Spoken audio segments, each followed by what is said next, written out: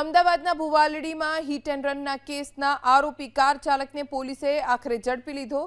Traffic પોલીસે car ચાલક હિમાંશુ ઉર્ફે કુમાર ઠાકોર નામના આરોપીની ધરપકડ કરી છે।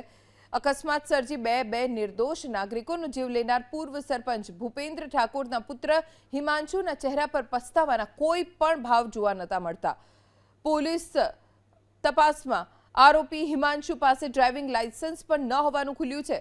આરોપી હિમાંશુ કરાઈ રોડ પર આવેલી બ્રાઇટ સ્કૂલમાં ધોરણ 12માં અભ્યાસ કરે છે।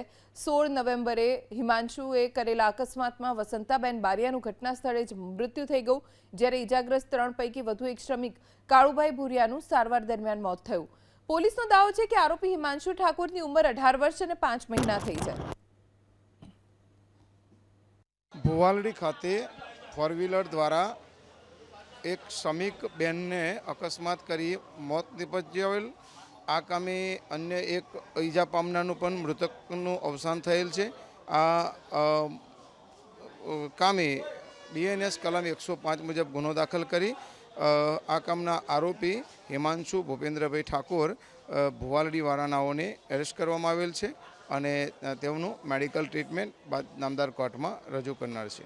પોલીસ તપાસમાં જે આ કામના આરોપી છે એ ધોરણ 12નો અભ્યાસ કરે છે, પણ તેની ઉંમર 18 વર્ષ 5 માસ